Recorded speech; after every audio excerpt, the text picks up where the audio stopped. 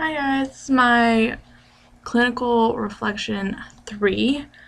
So last week at Bloomington High, we kept going with the graffiti project. There's more posters on the around the room.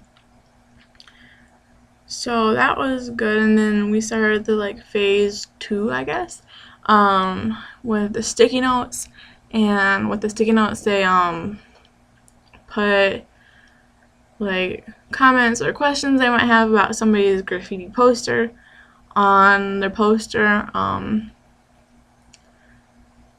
So that's basically what the students did and CNIs did and stuff. With some of the other posters that were up, I know that they weren't as academic as what was originally planned. But I think that that might be one of the flaws with the graffiti project, only because not only is it in just our study hall, so we're there to monitor the students and make sure they're doing academic or uplifting graffiti posters, but also they're trying to get them in other study halls that the study hall supervisor supervises. And so I think that somehow the kids kind of missed it, but at the same time, I know that they're high school students, and they're gonna kind of get off track some of it anyways. And I said last week in class, was that when I was in high school, I didn't want to be there. I hated high school with a passion. I wanted to drop out. I was not in it. I was getting D's in all my classes. So I know that if somebody would have walked up into my study hall when I was 16 years old and tried to get me to do a project, I would have been no, screw you, first of all. But then I might have actually done it and then done my own thing, not school is cool, rock on, let's go to school. I would have been school is stupid, everybody needs to drop out. There's no point in being here.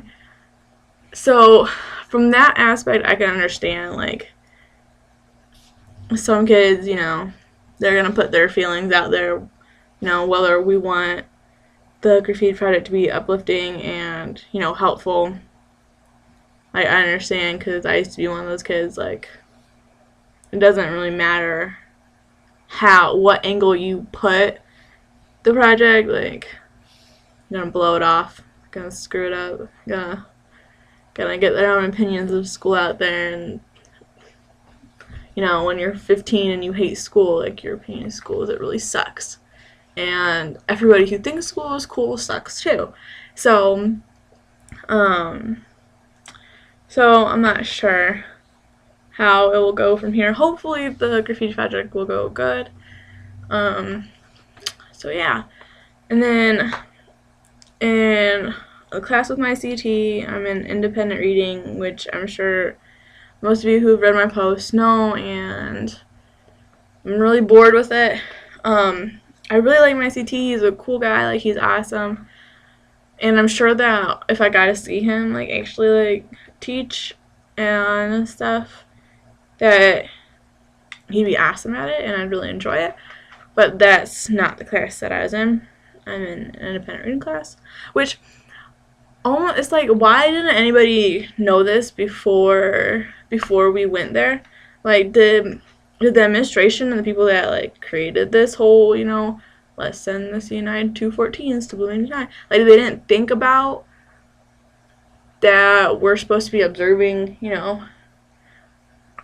teachers and teaching styles and stuff. And it's you can't really get that from an independent reading class. And I'm sure everyone knows how to function an independent reading class because they read independently.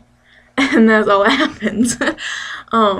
They do projects, but their projects are always due on Friday, and they don't usually work on their projects in class, so I haven't seen any of that really either, which is a bummer. But yeah, and last week, the CT gave around book order forms, which is cool, like what we had like elementary school, and I really wanted to order a book, but I'm broke, so I couldn't. But I know this one kid, he got the book Holes. He got 2 books for $2, which is like an awesome deal for him, and he's gonna give one of the books as a gift, which is really great. So the gift of reading, literacy, goes a long way. So that, I think, hopefully, book order forms will become more predominant in high schools, because high school kids, we want to encourage literacy and reading too, so why not give them a chance to, buy some books instead of going to the library or whatnot. So yeah. But this past week, most of you know I wasn't in class on Monday because I thought I was going to do my U-High teaching on Tuesday, so I had to meet with my CT, but then I ended up having to do my teaching on Thursday, so I had to meet with my CT again on Wednesday. So like Mr. Pistella says, we have to be flexible and adaptable. So when my CT said he could only meet me on Wednesday at 1:30, I had to say, okay, I'll be there. So I didn't go to Bloomington High. Yeah, but I was freaking out and stressing out about my U-High teaching, and I was like crying. I was like, I wanna change my major, but then it all worked out okay, and I did it, and it was fine, and I really enjoyed myself and whatnot. So tomorrow is my last day of teaching at U-High, which like I got on a weird schedule, which whatever. But so yeah, so I'm just hoping that now I can focus more of my energy on Bloomington, my 1-day lesson at Bloomington. Yeah, because I don't know, I just feel very bored. Like really bored, and like Bloomington being like a really big waste of my time and my gas. When I don't feel like I'm learning anything or even like doing anything really. So yeah, so hopefully it'll get better with this planning my lesson and co-teaching, which obviously if I never taught before, I've never co-taught before, so hopefully this co-teaching will go great and I'll learn some new stuff within our lesson planning. But yeah, so that's all I have. Alright, bye guys.